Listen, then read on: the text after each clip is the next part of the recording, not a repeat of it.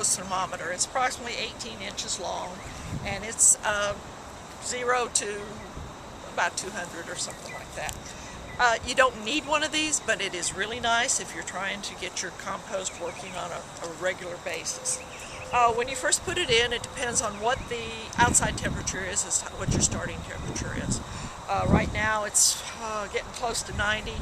I think the thermometer says it's close to 190 to 100 degrees. I'm going to test this one. This one, as far as we know, is almost finished, so it really shouldn't go up very high. How do you know when it's finished? It will quit going up in temperature because there are different little bugs that start the process. That usually a fungus or something like that. You'll see white stuff in the early stages, and as they eat and reproduce and all that stuff, they produce heat just like we do. They're exercising, and so the temperature in the bins goes up, and at different stages one generation of microbes dies off and another one starts up, and it will go up as high as 140, 160. At 160 you will be killing weed seeds, disease, and things like that. Usually at about 160 everybody starts dying off and the temperature starts falling. At that point you can turn your bin and it will start the process all over again. Watered good. So you're almost at 140 now. Okay, so this one is still cooking. I thought it was almost finished, but the fact that we turned this one last week, and the fact that it's at 140 says that it's not ready to be used as compost. So I can put my weeds and seeds in the compost? Yeah, I mean, you're gonna kill most of them. You might have some. That's when you do hand pulling if they sprout out. Is something wrong if my compost pile smells bad? You could be. Sometimes it's just a natural occurrence.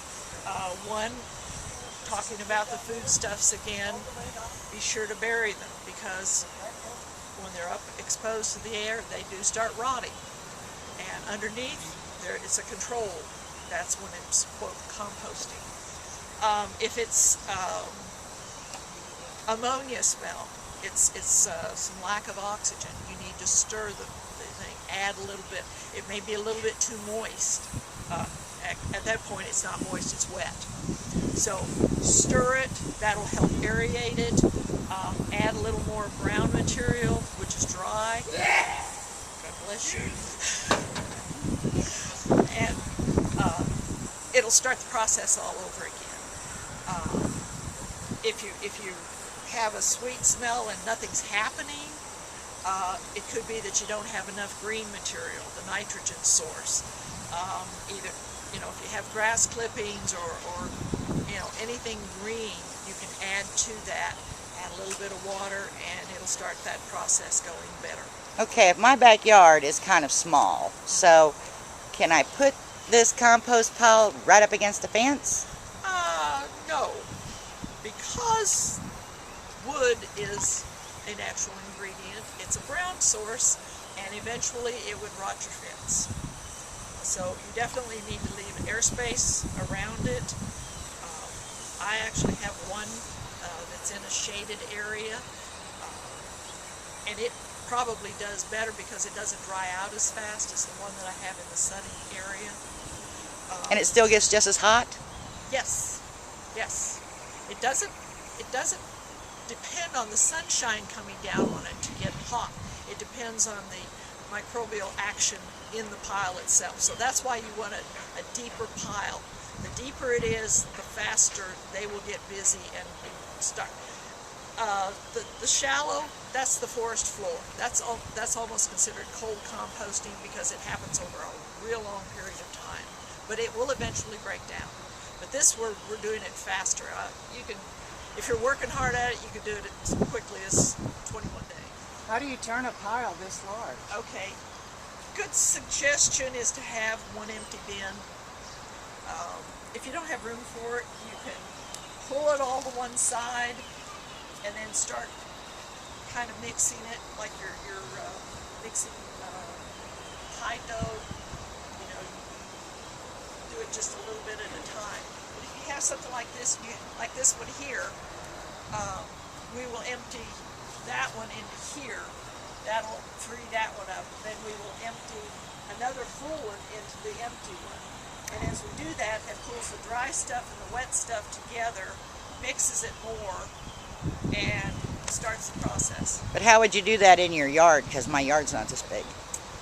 If you only have one bin, like I said, like on this one, if I only had one bin, I would pull everything like to one side, get it almost all the way up here, and then I've got a hole over here. And then I can start filling the hole back in, so by the time I get done with the other side, I've turned it all. So that's a quick way. Oh, by the way, this is a very, very useful tool. It's called a manure fork. A 5 or 6 prong one is the best ones to use. Check old garage sales. You can buy them at the stores. They're kind of hard to find sometimes. Get one that's got a good sturdy head on it. You know, shovels are not really very efficient, but even what they call a turning fork, which is I call a potato fork. It's a D-handle short, but it's got a heavier head. Anything that you can use really to turn. But if you're doing composting on a regular basis, get you one of these because they are a lifesaver. What is this for? This is for screening your finished compost. If you need a finer granule, this will help break it down, and it'll also pull out any of the uncomposted material. So we're going to sift some compost in order to use it for some side dressing that we've got going on with some of our new plants. If it's unfinished, can I use it as a soil amendment, or is it better as a top dressing? I would use it probably as a soil amendment, particularly if you're starting a new bed. It'll continue to break down as the microbes in the soil attack it. But as you can see here, we've got stuff that's falling through, and then we've got more. Here's the tool. And you can see this is, if you need it finer, you use a finer mesh. This is a 1x2, I believe, no, 1 by 1 by 2. half. Is it 1 by 2? Okay, 1 by 2 inch, couple 2 by 2s, forms a screen. You can make different sizes depending on how fine you want.